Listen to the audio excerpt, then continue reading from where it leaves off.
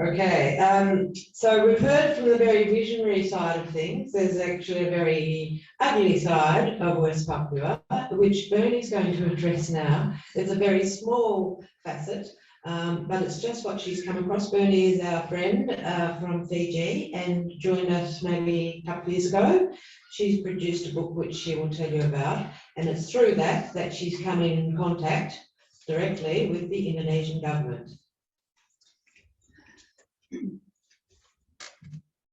Hello everybody. My name is Bernie Goulding. I'm a Fiji Australian nurse and also a health and safety manager. A couple of years ago I went off to East Timor to do a diplomacy training program. I'm quite interested in extending my knowledge. As I get older, I'm always wanting to learn, and on that program we had lots of people from the Pacific in there, including 3 West Papuan students. And it was August of 2019, and unfortunately at that time there was an uprising in West Papua, and many people were being threatened and killed, and there was a blackout, and unfortunately for the students they were unable to connect to their families. So we had these students who were up all night, so they didn't sleep for up to 3 days, just trying to find out whether their family members were still alive. And I remember thinking, how can this be? How can this be for Australia's closest neighbour, to have kids who have to stay up all night worrying about whether their family members are still alive or they're dead? And so as a 53-year-old mother of 3, and a lot of these students were the same age as my kids, I tried to work out, well, what is it that I can do? And so out of that trip, I decided to write a book to show how the Oceania region is all connected. Aboriginal and Torres Strait Islander communities are connected directly to PNG and to West Papua. Before the waters rose 10,000 years ago, we were all one land.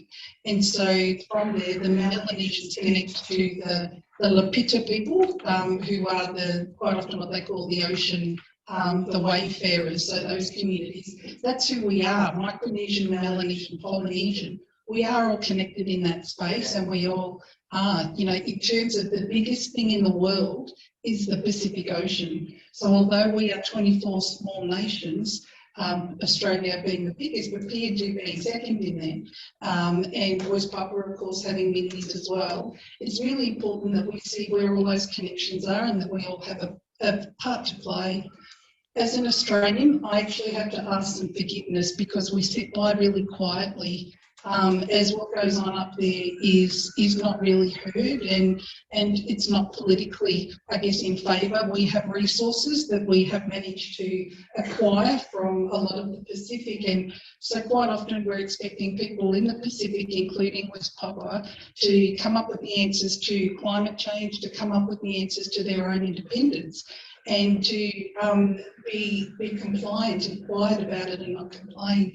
The fact that they have been able to stay committed to their church when they have to face, you know, for many of us it's hard enough to get to church on a Sunday, but in those communities where you're at risk all of the time, it's horrifying. So one of these kids in Timor, I've stayed in contact with, he's become a good friend, and his name is Roland Levi.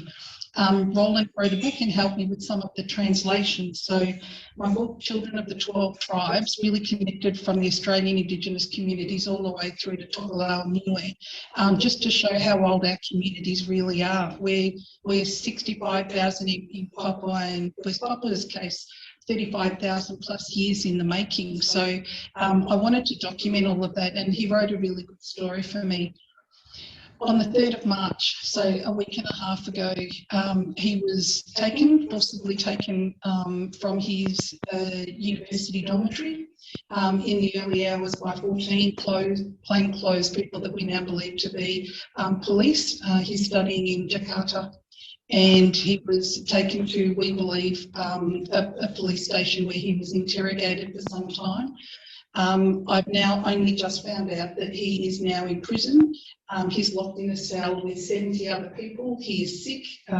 We don't know quite what else is going on with him. So I'm trying to work out what do I do in Australia on my own. I'm trying to connect with different communities in the diplomacy training group and others to see how can I make sure that his voice is heard, that he doesn't disappear as so many others have.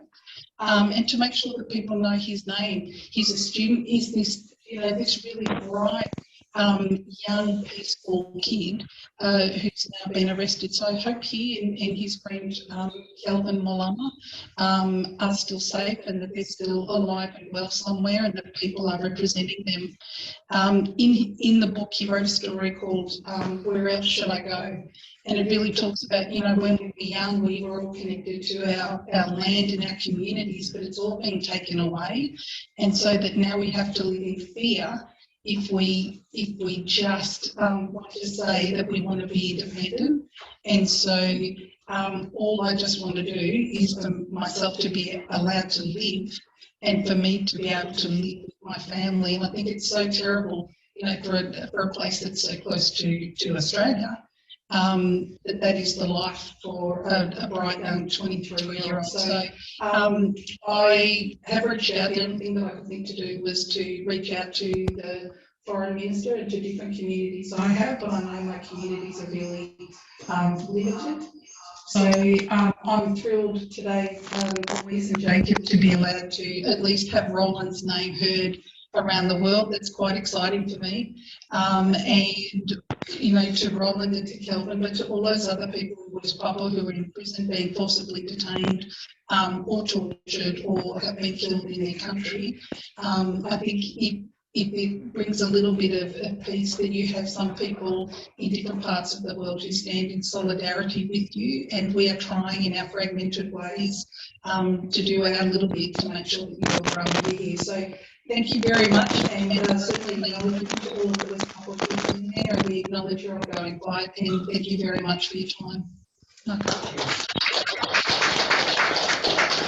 Thank you, Bernie.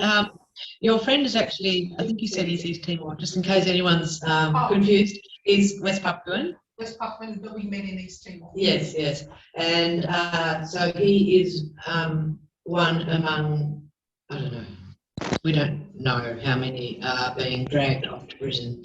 We don't even know how many are being shot these days. It's a nightmare. So I know Bernie's looking for other people to copy or rewrite her letter to Marie's Payne. Marie's Payne is quite good. She does stuff. She's sort of got this bureaucratic head, and if it works bureaucratically, she does it. So there's so many West Papuans in prison now. If we can focus on one, and then it sort of influences Indonesians how to do it more. So Bernie's very happy to share the letter, and that would be great.